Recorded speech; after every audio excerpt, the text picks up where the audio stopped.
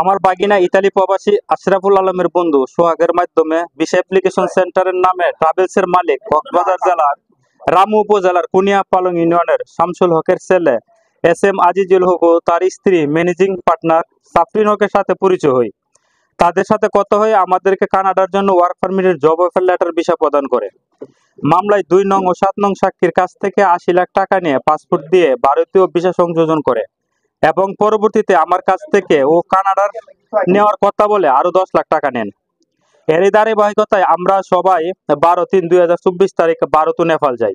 পরে ভারত থেকে পর্তুগালের ভিসা না লাগিয়ে আমাদেরকে কিছুদিন রেখে 28/6/2024 তারিখে বাংলাদেশে প্রেরণ করে এবং মামলার 8 থেকে 11 নং সাক্ষীগণকে সার্বিয়া নেওয়ার কথা বলে অভিযুক্ত ব্যক্তি আসামিগণ তাদের কাছে থেকে আরো 38 লাখ টাকা নেন।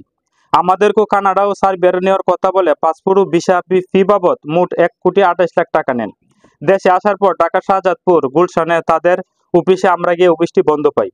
পরবর্তীতে বিভিন্ন মাধ্যমে তাদের সাথে যোগাযোগ করার চেষ্টা করলে আমরা যোগাযোগ করতে ব্যর্থ হই।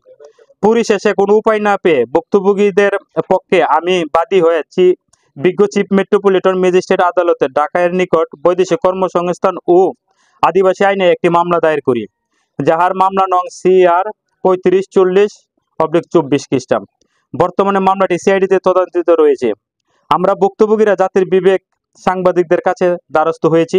আপনাদের মিডিয়ার মাধ্যমে বাংলাদেশে অন্তর্বর্তীকালীন সরকারের প্রধান উপদেষ্টা সহ সরকারের স্বরাষ্ট্র উপদেষ্টা ও পররাষ্ট্র উপদেষ্টার মহোদয়ের কাছে আকুল আবেদন, দ্রুততম সময়ের মধ্যে প্রতারক এস এম আজিজুল হক ও তার সহযোগী স্ত্রী সাফরিন হক ও অত্র প্রতিষ্ঠানের ম্যানেজার মোহাম্মদ ইউনুসকে আইনের আওতায় এনে দৃষ্টান্তমূলক শাস্তির দাবি জানাচ্ছি। এছাড়া জমাকৃত আমাদের পাসপোর্ট ও ভিসা ফি বাবদ 1,28,00,000 টাকা ফিরিয়ে দেওয়ার জন্য বিনীতভাবে অনুরোধ জানাচ্ছি। এই পাওনা টাকার জন্য গেছি, যে বিদেশে যে টাকা নিছে উনি ওই টাকার জন্য গেছি। যাওয়ার পরে ওর বাড়ির খোঁজ খবর নেই। নেওয়ার পর তো যাওয়ার পরে আজিজ এবং আজিজের যে পরিবার তারা আমাদেরকে আক্রমণ করে এবং নির্যাতন করে আমাদেরকে দাওয়া করার পর তো আমার মাইকো নিয়ে পালিয়ে আসে আবার বৈরবে। মোহাম্মদ রুস্তম আলী, আমি একজন ভুক্তভোগী। আমাকে ইউরোপের পর্তুগালে নিয়ে যাওয়ার কথা বলে আমার কাছ থেকে 15 লক্ষ টাকা নিয়েছে এবং আমাকে সর্বপ্রথম ইন্ডিয়া নিয়ে গেছে। ইন্ডিয়াতে 3 মাস থাকার পরে একটা ফেক পর্তুগালের ভিসা স্টিকার লাগিয়ে পর্তুগালে নিয়ে যাওয়ার কথা বলে আবার নেপালে নিয়ে গেছে।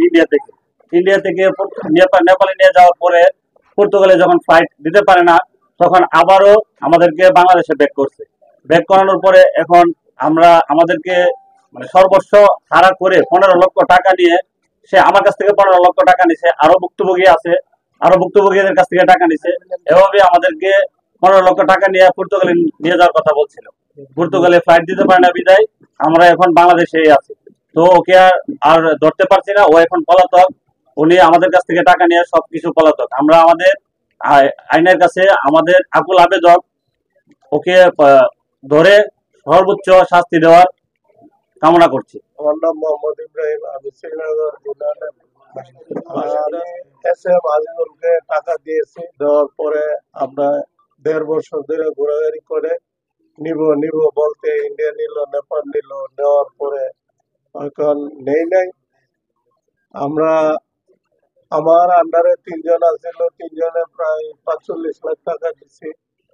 দেওয়ার পরে 3 জন যে ফ্যামিলি, 3টা ফ্যামিলি মনে করেন নিঃস্ব হয়ে গেছে। এখন আর চলার মতো কোনো কিছু নাই। বাড়ি বেচে দিছে, কেউ লোকে জমি বেচে দিছে, কেউ লোকে ব্যাংকের লোন উঠাই দিছে। দেওয়ার পরে এখন সবটি লোক বেকার, ফ্যামিলি মনে করেন এখন অচল হয়ে গেছে। আমি ওসমান মিয়া, আমি বিদেশ যাওয়ার জন্য, ইউরোপের দেশে যাওয়ার জন্য দোকানপাট বিক্রি করে 11.5 লাখ টাকা দিতে হয়েছে। আমার কোনো কিছু করা হয়েছে না, বুঝছেন। আমার ফেক ভিসা দিয়েছিল আর কোনো দেশে দেওয়া হয় নাই। এখন আমি অনেক অসুবিধার মধ্যে আছি। দোকানপাট বিক্রি করে টাকা জমা দিচ্ছি। তখন আমার আকুল আবেদন আইনের আওতায় নিয়ে আমার টাকার ব্যবস্থা করা। ভিসার জন্য যে আজিজুলের কাছে আমরা যে টাকা জমা দিছি ভিসার জন্য, বিদেশের জন্য, এই প্রতারক আজিজুলের কাছে যাতে আর কোনোদিন কোনো লোক যাতে কোনো টাকা জমা না দেয় বিদেশের জন্য, আমাদের মতো যাতে প্রতারণা না হয় সেই জন্য দেশবাসীর কাছে আবেদন জানাচ্ছি। এবং আমরা যে টাকা দিছি এই টাকার জন্য যথেষ্ট পরিমাণ যাতে চেষ্টা করে সরকার চেষ্টা করে যাতে আমাদের টাকাটা আমাদের কাছে ফেরত দিতে পারে। আমরা গরিব মানুষ, অসহায় মানুষ, আমরা জমি ব্যাংকের কাছে লোন নিয়ে টাকা দিছি এর কাছে। এর জন্য আমাদের ফ্যামিলিগত কষ্ট হইতেছে, ফ্যামিলিগত মধ্যে অশান্তি, অভাব, দুর্ঘটনা চলতেছে। এর জন্য সরকারের কাছে আবেদন জানাই যাতে যেভাবে হোক আমাদের টাকাটা আমাদের কাছে হস্তান্তর করে যেভাবে।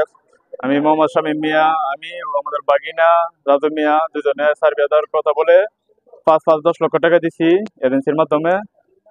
তারপর আমাদের ভিসা স্টাম্পিং হয়েছে, বলছে আমাদের মেইন পাওয়ার করে সার্ভে ফ্লাইট করার পরে 3 লক্ষ টাকা নেবে, 6 লক্ষ টাকা নেবে। আমাদের 8 লক্ষ টাকা কন্ট্যাক্ট ছিল। এখন বর্তমানে ভিসা লাগানোর পরে আমাদের ফ্লাইটও করে না, মেইন পাওয়ারও করে না।